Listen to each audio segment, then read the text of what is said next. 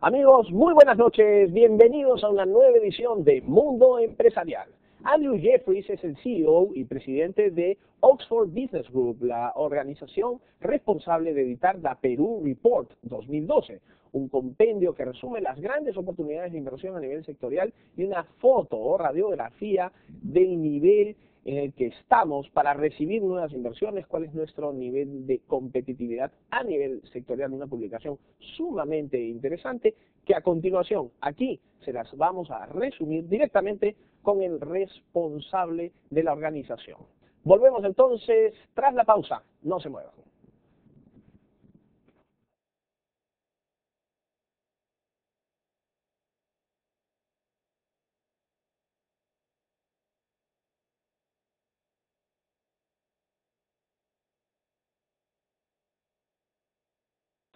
Bien, señores, a continuación vamos a tener una entrevista con Andrew Jeffries, el CEO y fundador del Oxford Business Group, la entidad encargada de elaborar la Report Perú 2012, un completo informe sobre oportunidades de inversión y un diagnóstico en general sobre la situación de nuestra economía y cuál es su capacidad receptiva de inversiones desde el punto de vista de un inversionista internacional. Esta es una interesante contribución, digamos, desde un punto de vista totalmente independiente, no sesgado, no vinculado tampoco con el mundo económico ni político del país, que contribuye sin lugar a dudas a tener una mejor percepción, un mejor entendimiento de lo que realmente tiene el Perú como retos futuros inmediatos y también de lo que realmente, vale decirlo, tiene para ofrecer al mundo internacional, en general al mundo de inversionistas internacionales.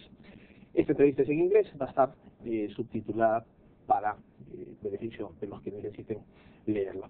Andrew, how are you? Very well, thank you. Thank you for coming to our show. My pleasure.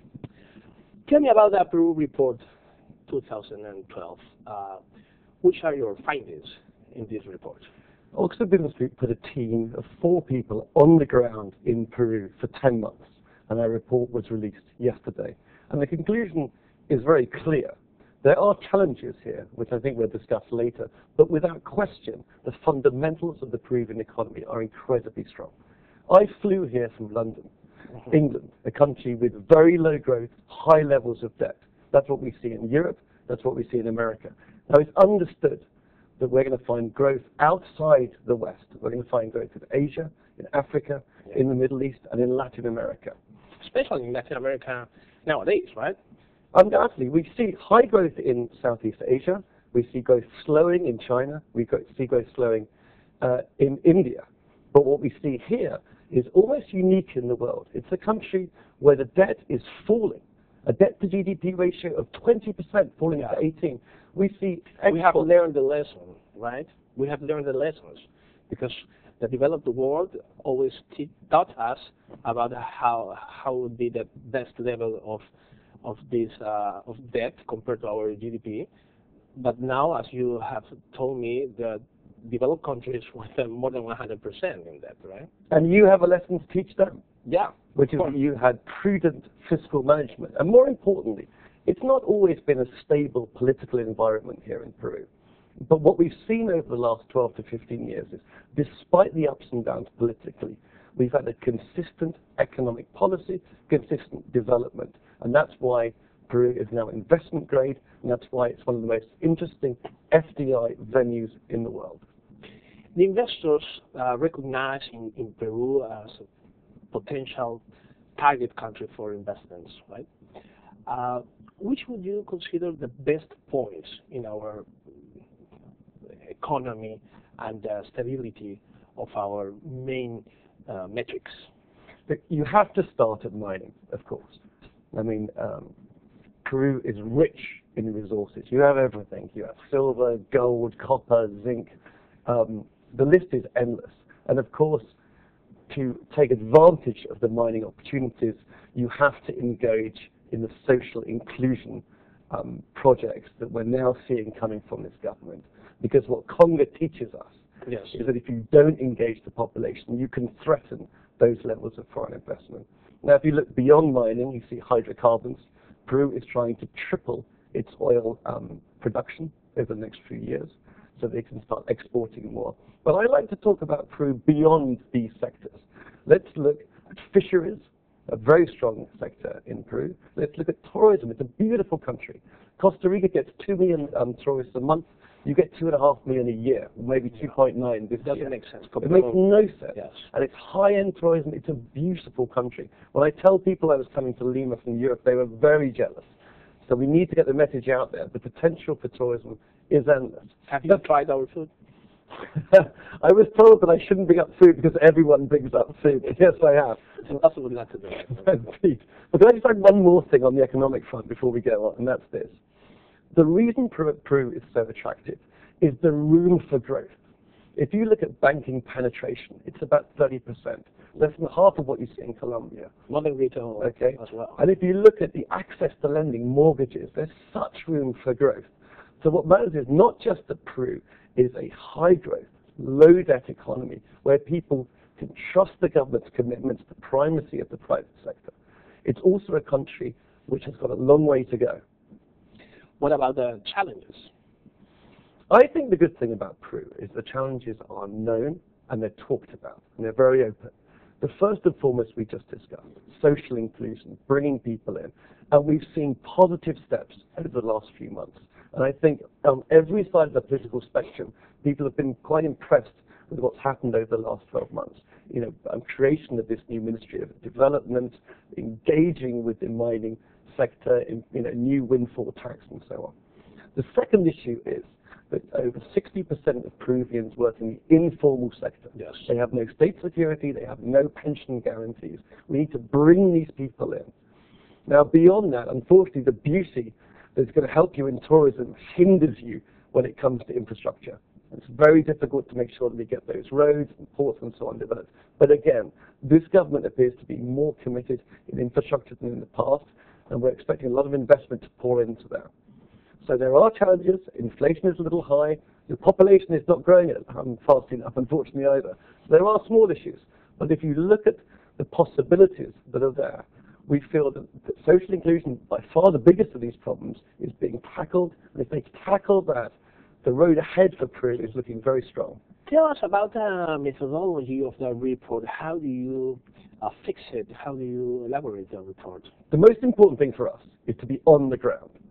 Lots of people write from the States and from London about places in Latin America from afar. And we believe if you want to understand the country, you have to come and live it. Yes. So our team comes here, they live here, they're on the ground for almost a year. During that time, they interview 300-400 people, private sector, public sector, governmental sector. They travel all around Lima.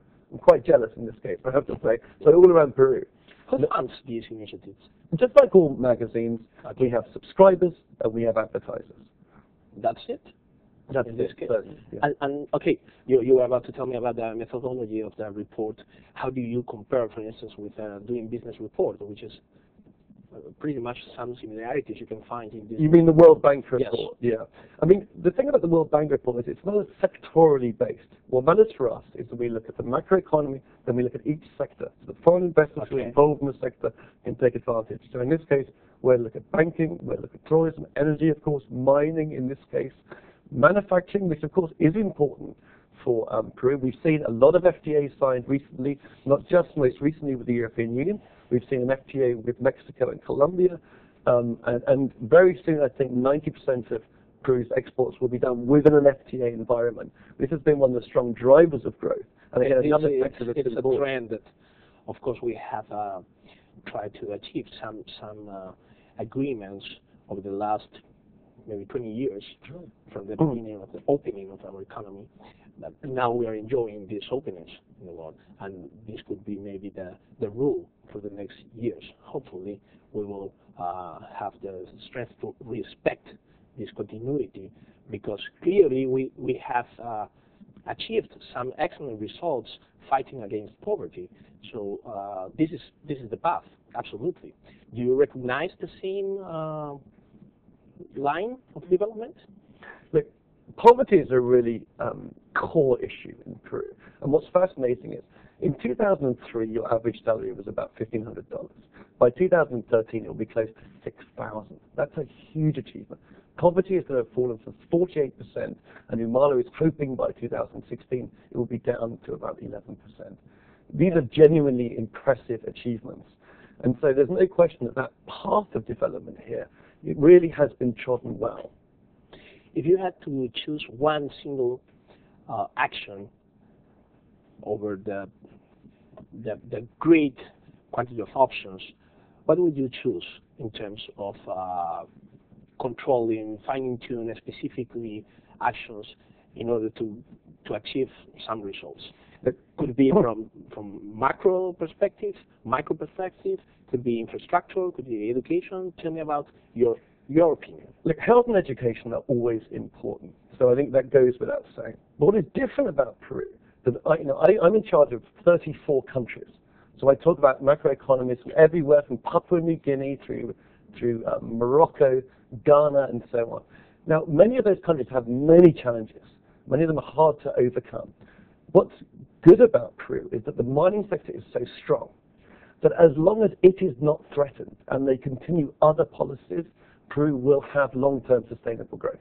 So what matters is social inclusion.